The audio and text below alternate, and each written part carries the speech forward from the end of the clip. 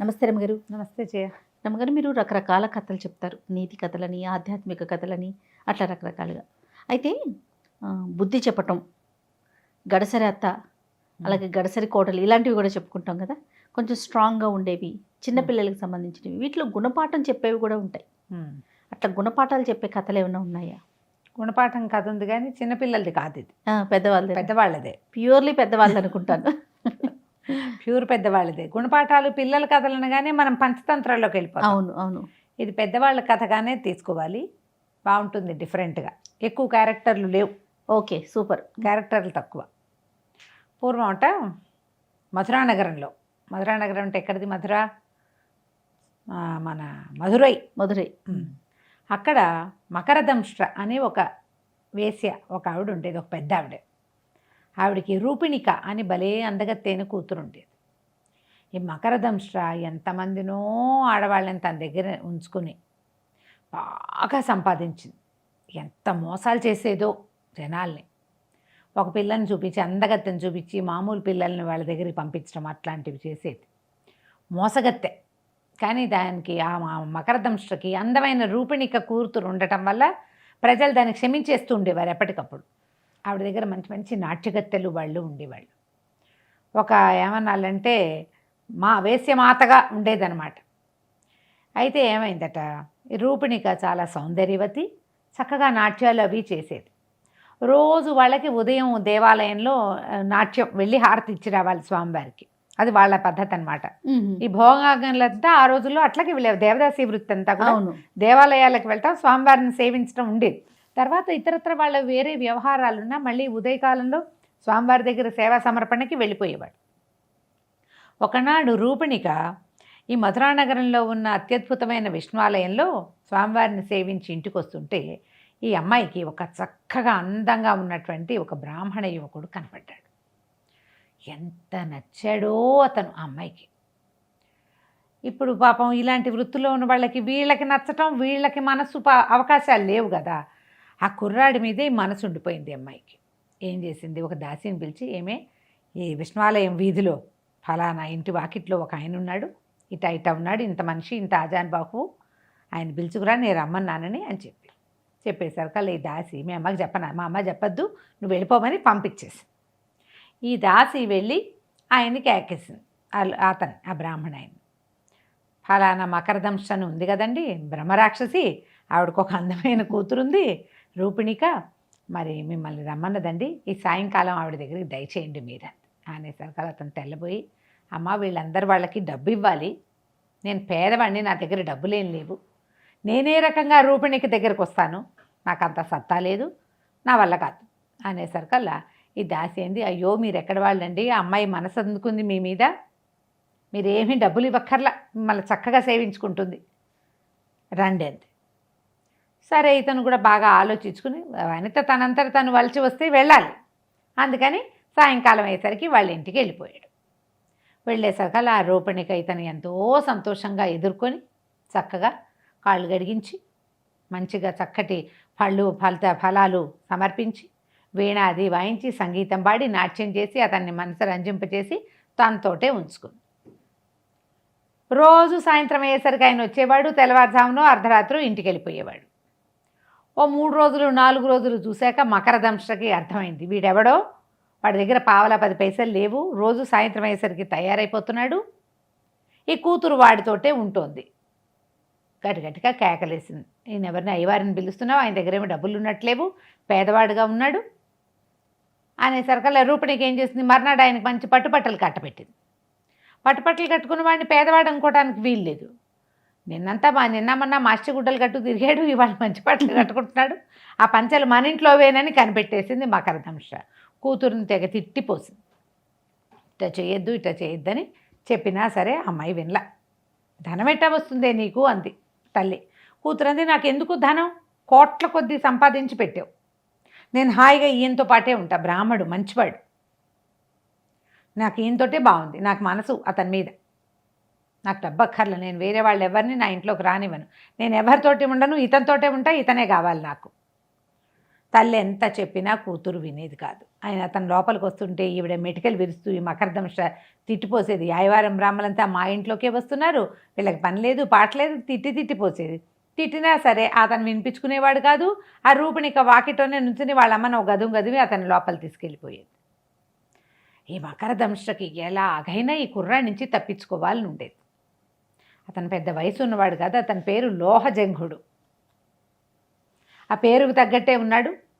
ఇనపకాళ్ళ పెద్దమ్మని తిట్టేది ముసలిది. తిట్టినా సరే అతను పట్టించుకునేవాడు కాదు. కొన్ని రోజులు గడిచేసరికల్లా ఒకనాడు ఏమైంది, ఏకాదశి వచ్చింది.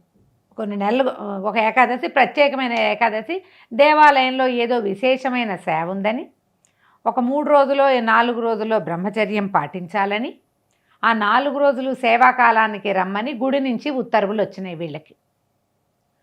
సరే ఈ అమ్మాయి చెప్పింది రూపణిక లోహజంగుడికి, ఇట్లా దేవాలయంలో సేవాకాలం ఉంది, ఈ 3 రోజులు మీరు రాబోకండి, ఫలానా 4వ రోజు సాయంకాలం రండి అని చెప్పింది. 2-3 రోజులు అతను రాల. ఈ రూపణిక రోజు పొద్దున సాయంత్రం గుళ్ళోకి వెళ్ళేది. శుక్రవారం నాటి సాయంకాలం రమ్మన్నది. ఇతను ఏం చేశాడు, ఎక్కడికో వెళ్తూ ఇటే వచ్చేసాడు. ఈ అమ్మాయి దేవాలయం నుంచి రాలేదు. ఇంకా రూపణిక లేకుండా వాళ్ళ ఇంటికి వెళ్ళటం లోహజంగుడికి ఇదే మొదలు. ఈ మకరదంశ కాచు కూర్చుంది. ఎప్పుడు ఇతను ఒంటరిగా దొరుకుతాడు, కూతురుంటే కుదరదు. అందుకని కాచు కూర్చుని ఏం చేసింది, ఆ రోడ్డు మీదకి వెళ్తూ తిరుగుతున్నాడు 3 రోజుల నుంచి ఒక ఆయన. ఈయనకేమిటంటే ఒక రాజకుమారుడు. ఆయనకి ఆస్తి స్వాస్తి రాజ్యం గీజ్యం పోయినాయి, కానీ కొంచెం మంచి సాయుధాలైన భటులు వాళ్ళు మాత్రం ఉన్నారు, పెద్ద ఆస్తులు లేవు. ఆయన్ని ఆకట్టుకుంది ఇది 2-3 రోజులుగా. మా అమ్మాయి ఉంది చాలా అందగత్తే, మా ఇంటికి వద్దురు కానీ అని చెప్పి. ఎప్పుడైతే ఈ లోహజంగుడు ఇంట్లోకి రాగానే ఠక్కిన బయటికి వెళ్ళి ఆ వీధిలో ఎక్కడో బలగంతో కూర్చుని రాజకుమారిని కేకేసి, అయ్యా మా అమ్మాయిని మీకు అప్పచెప్తానన్నాను, ఒక పిశాచి మాకు దాపురిచ్చాడు, బ్రాహ్మడు మా ఇంట్లోకి వచ్చాడు, మీరేమో రండి అతన్ని కొంచెం ఉతికి అరేశారంటే మా అమ్మాయిని మీకు అప్పచెప్తానంది. ఆయన కొంచెం రాజ్యం గీజ్యం పోయి చేతులు తీట పట్టుకుని ఉన్నాడు. ఒక 15 మందో 20 మందో సాయుధ భటులు ఉన్నారు అతని దగ్గర. ఏముంది, పదండ్రా వాడెవరి సంగతో చూడండి అన్నాడు. రాజకుమారుడితో సహా భటులంతా లోపలికి వెళ్ళి లోపల మేడ మీద ఉయ్యాల బల్ల మీద కూర్చుని కాళ్ళు చాపుకుని ఉయ్యాలు ఊగుతున్న లోహజంగుడిని పట్టేసుకున్నారు. చీత కొట్టి బయటికి విసిరేశారు. ఏదో మంచి మాటలైతే ఆడతాడు కానీ బ్రాహ్మడు తనులాటకి ఏం దిగుతాడు, పాపం ఆ కాలం అలాంటిది కాదు. వాళ్ళు కొట్టి ఏం చేశారు, ఒక బురద గుంటలో అతన్ని విసిరేశారు. ఆ మకరదంశ, మళ్ళీ నా కూతురు వైపు చూసావంటే నీ అంతు తెలుస్తాను అని చెప్పి చెడామడ అరిచి కేకలు పెట్టింది. ఇక వీడికి తెలిసిపోయింది, ఈ కుర్రాడికి లోహజంగుడికి ఈ మకరదంశే వీళ్ళతో కొట్టించింది, వాళ్ళదేం లేదు, కొట్టమంటే కొట్టారు అంతే. అసలు కథ ఎవరు ఇక్కడ నడిపింది, మకరదంశ. ఆ బురద గుంటలో పడి చీకటి పడిపోయింది. ఎట్లాగొట్లా గుంటలో నుంచి లేచి మళ్ళీ వెనక్కి వెళ్తే లాభం లేదని, ఎందుకంటే ఈ భటులతో కూడి ఉన్న రాకుమారుడు వీళ్ళింట్లోనే ఉన్నాడు. అతను అట్లా నడుచుకుంటూ వెళ్ళిపోయాడు. బాగా చీకటి ఎక్కేసరికి దేవాలయంలో ప్రసాద వినిమయాలు అన్నీ అయిపోయాక, తను మొత్తం సేవాకాలం పూర్తి సమర్పణ అయ్యాక రూపణికి ఇంటికి నడిచొచ్చింది. వచ్చేయమనుకుంది, ఇది దాసి దాన్ని కేకేసి వెళ్ళి ఆయన పిలుచుకురా, 3 రోజులైంది మొహం చూసి అని చెప్పింది. వాళ్ళ ఇంటికి వెళ్తే ఇక్కడికే వచ్చారటమ్మా అని చెప్పారు. ఇక్కడ లేడు. ఈ పిల్ల ఏడినా అని పైకి కిందకి చూసింది. పక్కింటి వాళ్ళని ఎవరిని అడిగితే సాయంకాలం వచ్చాడమ్మా మేము చూసామన్నారు. ఎవరో చల్లగా అందించారు, అతన్ని చిత కొట్టించింది మీ అమ్మ అని. ఇంట్లో వాళ్ళు చెప్పరు, ఇంట్లో ఉన్న దాసదాసీ జనం వాళ్ళ అమ్మకి భయపడి చెప్పలా, కానీ చుట్టుపక్కల ఇళ్ళ వాళ్ళు ఎందుకు ఊరుకుంటారు. ఆ కంచి తల్లి కూతురు చెడామడా పొట్టాడుకున్నారు. ఏమైనా సరే అతన్ని తప్పిస్తే ఇంకొకళ్ళ మొహం నేను చూడను. మళ్ళీ నన్ను ఒప్పించాలంటే దేవుడు దిగి రావాల్సిందే. ఇంకొక మగవాడి దగ్గరికి వెళ్ళాలంటే దేవుడు రావాలి, ఆయన కోసమైతే వెళ్తా. మానవ మాత్రుల కోసం నేను పొరపాటును కూడా ఎవరితోటి నేను వెళ్ళనని ఇక కంటికి మంటికి ఏకధారగా ఏడుస్తూ కూర్చునేది. నా లోహజంగుడో అని ఏడ్చేది. ఈ రాకుమారుడు 4 రోజులు 5 రోజులు వీళ్ళ ఇంట్లో ఉన్నాడు, కానీ ఈ పిల్ల పొద్దుస్తమానం ఏడుస్తుంది. శుభ్రంగా స్నానం చేసి అలంకారాలు అవి చేసుకోవచ్చు. ఎంత అందగత్తైనా ఏడ్చిపోతుకుంటుంటే దాని మొహం ఏం బాగుంటుంది. 3 రోజులు చూశాక చిచ్చి ఇది బాగోలేదు, ఇది ఏడుపు కొట్టుగా ఉందని ఆయన అసలు ఎచ్చకపోయాడు. తల్లి పిల్ల మిగిలిపోయారు ఇంట్లో. ఆ అమ్మాయి రోజు టైం ప్రకారం ఏడుస్తూ ఉండేది. గుళ్ళోకి వెళ్ళినప్పుడు వెళ్ళొచ్చేది, గుళ్ళోకి మళ్ళీ వచ్చి ఏడ్చేది. ఇది ఉండిపోయింది. ఇక్కడి నుంచి నడిచి వెళ్ళిపోయిన లోహజంగుడు ఎక్కడికి వెళ్ళాడు, అట్లా నడుస్తూ నడుస్తూ నడుస్తూ నడుస్తూ అడవిలోకి చేరిపోయాడు. ఆ పూట గడిచింది. ఎక్కడో పడుకున్నాడు. మర్నాడు లేచి వెనక్కి వెళ్తే ఏముంది ఈ బురద ఒంటితోటి. బయటికి వెళ్ళి అడవి లోపల ఏదో సెలయేరు ఉంటే ఒళ్ళంతా శుభ్రంగా కడుక్కున్నాడు. ఆనాడు విపరీతమైన ఎండ కాస్తోంది. వానొచ్చే ముందొచ్చే ఎండ అనమాట అది. ఉక్కపోస్తోంది, ఎండ కాస్తోంది. ఏదైనా చెట్టు కింద కూర్చుందామని వెళ్తున్నాడు. వెళ్తుంటే ఏమైంది, ఒక్క చెట్టు కూడా లేదు. కానీ అతనికి ఏం కనపడింది, ఒక పెద్ద ఏనుగు కళేబరం. అది ఏమైందంటే నక్కలు లోపల అంత మాంసం అంతా తినేసి అదొట్టి డొల్ల ఎండిపోయి ఉంది. పైన శరీరం ఏనుగులా కనపడుతోంది, ఇంకా పూర్తిగా చప్పబడిపోలే. దానికి ఇది ఉంటుంది కదా, బోన్సర్కి ఇదంతా ఉంటుంది కదా, బోన్స్, దాని స్కెలిటన్ అంతా ఉంది, చర్మం కప్పి ఉంది, లోపల మాంసం లేదు, ఎండి డొల్లలాగా ఉంది. ఇతను ఎక్కడా నీడలేక ఏం చేశాడు, ఆ ఏనుగు కొంత భాగం ఓపెన్ అయి ఉంటుందిగా, ఫ్రంట్ బ్యాక్ ఓపెన్ అయిపోయి లోపలికి వెళ్ళి అందులో కూర్చున్నాడు. ఎండ లేకుండా ఉంటుందని. కాసేపటికి నిద్ర పట్టేసింది. దెబ్బలు తిని ఉన్నాడు. తర్వాత బురదగుట్టలో పడ్డాడు. స్నానం చేశాక కాస్త చెరువులోనే ఇందులోనే మునిగేసరికల్లా ఒళ్ళు ఎట్లా అయిపోతుంది, సొక్కిపోదు. నిద్రపోయాడు. ఇక మధ్యాహ్నం కాస్త 3 గంటలు 4 గంటలు అయ్యేసరికల్లా ఈ ప్రచండమైన ఎండ తగ్గి చల్లని గాలేసి బ్రహ్మాండంగా వాన వచ్చింది. ఈ వాన పడేసరికల్లా ఏమైంది, ఏనుగు భాగాలు ఇట్లా తెరుచుకుపోయి ఉన్నవి, చర్మం ఇది కదా, తడి తగిలేసరికల్లా అది ఇట్లా ముడుచుకుపోయి ఇట్లా బెలూన్ లాగా అయిపోయింది. అయ్యి ఈ నీళ్ళ ప్రవాహం మీద పడి తేలుకుంటూ వెళ్ళిపోయింది. అది తేలి అది నదీ ప్రవాహంలోకి, నదిలోకి చేరిపోయి, ఆ ఏరు కాస్త సెలయేరులోకి, తర్వాత నదిలోకి, ఆ తర్వాత సముద్రంలోకి చేరిపోయి సముద్ర తీరం దాకా ఇంచుమించుగా అది కొట్టుకుపోయింది, అటువైపు వెళ్తోంది. ఇంతలో ఏమైంది, వాన తగ్గిపోయింది కానీ అది ఆ నీళ్ళల్లో పడి కొట్టుకుంటూ పోతోంది.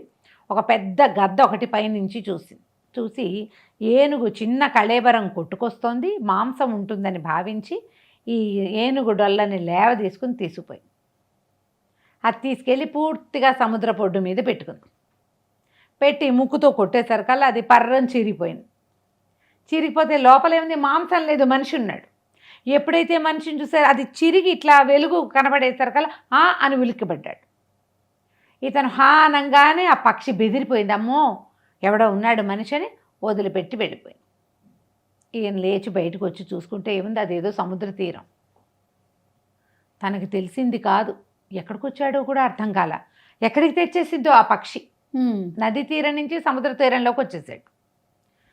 లేచి అటు ఇటు నడుస్తుండేసరికల్లా అతనికి 2 బ్రహ్మాండమైన ఆకారాల్లో ఉన్న రాక్షసులు కనపడ్డారు. ఆ లోహజంగుడికి ఉలిక్కిపడ్డాడు, ఏమిటి వీళ్ళేమిటి ఇంతతున్నారు అని. వాళ్ళు కూడా వాళ్ళు హడిలిపోతూ వచ్చారు, నాయనా ఎవరినైనా నువ్వు అని అనేసరికల్ నేను మనిషిని అన్నాడు. మనిషి అనగానే భయపడి చచ్చారు వాళ్ళు. ఎందుకంటే అది లంకా పట్టణం. ఇది వెళ్ళి ఈ పక్షి తీసుకుపోయి అతన్ని, ఈ లోహజంగుడిని లంకలో పడేసి, వాళ్ళకి మనుషులంటే భయం. రాముడి వల్ల చాలా భయాలు వచ్చినాయి కదా, వాళ్ళు పరిగెత్తుకుంటూ వెళ్ళి మహారాజు అయిన విభీషణుడికి చెప్పారు. ఎవరో మానవుడు వచ్చాడండి, మనిషిని చెప్తున్నాడు, బ్రాహ్మణ వేషధారిగా పంచాది కట్టుకున్నాడు అనగానే విభీషణుడే స్వయంగా అతను తీసుకురండి నా దగ్గరికి, సరిగ్గా కనుక్కురండి అంటే సరే తీసుకొచ్చారు కల్లా ఇతనికి తెలిసిపోయింది. లోహజంగుడు తెలివైనవాడు. రాక్షసులు, ఇది పెద్ద సమాజం, వీళ్ళేమో 10 అడుగులున్నారు ఒక్కొక్కళ్ళు, వీళ్ళకి తగినట్టుగానే భవనాలు 35 అడుగులు ఎత్తున్నాయి. మన ఇళ్ళు ఎంత ఉంటాయి, 15 అడుగులు ఉంటాయి. అమ్మా అనుకుని ఏం చేశాడు, జాగ్రత్తగా విషయం అంతా మింగేసి, ఎవరినైనా నువ్వు ఎక్కడి నుంచి వచ్చావంటే, నేను కాశీపట్నం వాసినండి, అదే మధురాపట్నపు వాసిని, నేను చాలా గొప్ప విష్ణు భక్తుడిని, నా నిర్ధనుడుగా ఉన్నాను, అందుకని నేను భగవంతుడిని ప్రార్థించాను. దేవాలయంలో ఒక రోజంతా కూర్చొని ప్రార్థిస్తే విష్ణుమూర్తి నాకు ఆజ్ఞ ఇచ్చాడు. మధురానగరంలో విష్ణువాలయాలు ఉన్నాయి కదా, విష్ణువాలయంలో స్వామి నా భక్తుడైన విభీషణుడు నీకు కోరింది ఇస్తాడని చెప్పాడు. ఓహో, మరి తెలుసుకున్నాడు విభీషణుడు అని, ఇతను ఇస్తాడన్నాడు. నీ ఎక్కడ విభీషణుడు, నేను ఎక్కడికి వెళ్తాను స్వామి అంటే, నేను చేరుస్తాను రా నిన్ను అన్నాడు. నేను ఆ దేవాలయంలోనే పడుకుని నిద్రపోయాను, లేచేసరికల్లా నేను మీ దగ్గర ఉన్న లంకా పట్టణంలో అనగానే విభీషణుడు చాలా సంతోషించాడు. రాముల వారు మాకు దైవం, ఆయన విష్ణువంశ సంభూతుడు కదా, తన భక్తుడిని తన ఇంకొక భక్తుడి దగ్గరికి చేర్చాడు. నీకు కావలసిన ధనం ఇస్తాను, నా దగ్గరే ఉండని 4 రోజులు ఉంచుకున్నాడు చక్కగా. ఇక అక్కడి నుంచి ఆ లంకాపట్టణం అంతా తిరిగి చూసి, లంకాపట్టణం ఎట్లా ఉంటుందంటే ఒక చెట్టు మీద ఉన్నట్టుగా ఉంటుంది. లంకా తాలూకు నేల చెక్కలాగా ఉంటుంది. ఇది ఇట్లా ఎందుకు ఉందంటే పూర్వం గరుత్మంతుడు అమృతాన్ని తేవడానికి బయలుదేరినప్పుడు వాళ్ళ నాన్నకి ఏం చెప్పాడంటే, నాన్న తండ్రి దగ్గరికి వెళ్ళాడు, నేను అమృతాన్ని సాధించడానికి వెళ్తున్నానంటే ఆయన ఏం చెప్పాడు, నీకు బలం కావాలరా నాయన, ఈ సముద్రంలో కచ్చపాలు ఇద్దరు ఉన్నారు, గజము కచ్చపము, ఒక ఏనుగు తాబేలు హోరాహోరీ పొట్టాడుకుంటున్నాయి, వాటి రెండింటినీ భక్షించు నీకు బలం వస్తుంది అన్నాడు. అవి భక్షించడానికి వారెండింటినీ పట్టుకుని ఆయన ఒక చెట్టు మీద వాలాడు. వాలితే ఆ చెట్టు కొమ్మ విరిగిపోబోయింది. ఆ చెట్టు కొమ్మకు వేళ్లాడుతూ వాలకిల్లులని తపస్సు చేసుకునే వాళ్ళు మునులు తండ్రి ఆజ్ఞతోటి వాళ్ళకి దెబ్బ తగలకుండా ఆ కొమ్మను తెచ్చి ఇట్లా సముద్రంలో పెట్టాడు. వాలకిల్యాదులు దిగెళ్ళిపోయారు. ఆ చెట్టు కొమ్మ మీదే ఈ లంకా పట్టణపు ద్వీపం ఏర్పడింది. అందుకని దాని తాలూకు పీఠభూమి మట్టిగా ఉండదు, చెక్కగా ఉంటుంది చెట్టు కొమ్మ. అది గరుత్మంతుడు పెట్టిన చెట్టు కొమ్మ వల్ల ఏర్పడిన ద్వీపం లంకా పట్టణం అని ఈ పుస్తకంలో చెప్తారు.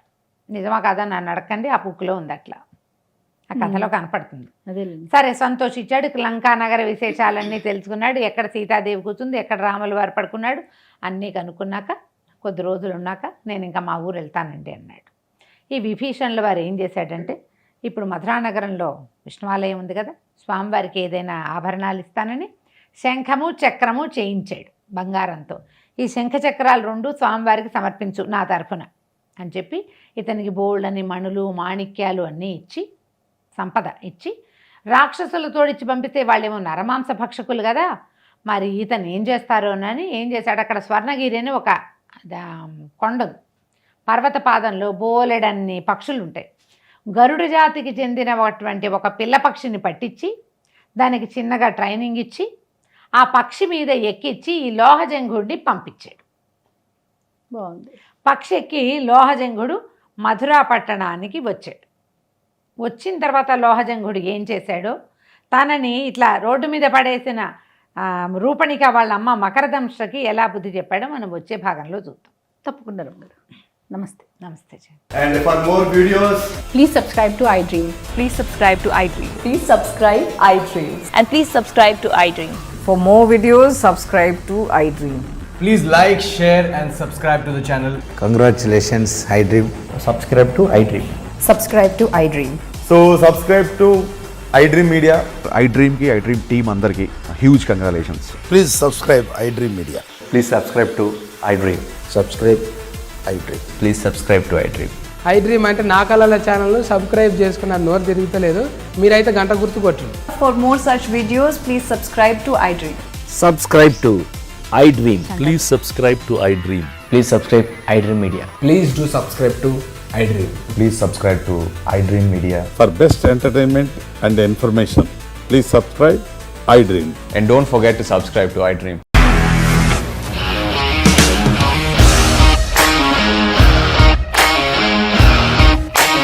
ఇండస్ట్రీలో కమిట్మెంట్ ఇష్యూస్ వస్తే నీకు కూడా వచ్చినట్టు మార్నింగ్ తీసుకెళ్ళాలంటే కొట్టి పడేశాడు.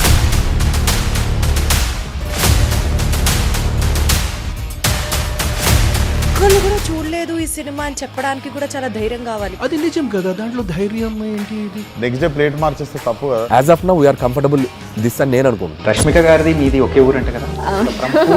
నీకు కోపం వచ్చిందంటే బాగా తిట్టేత్తరా? తిట్టేద్దామండి.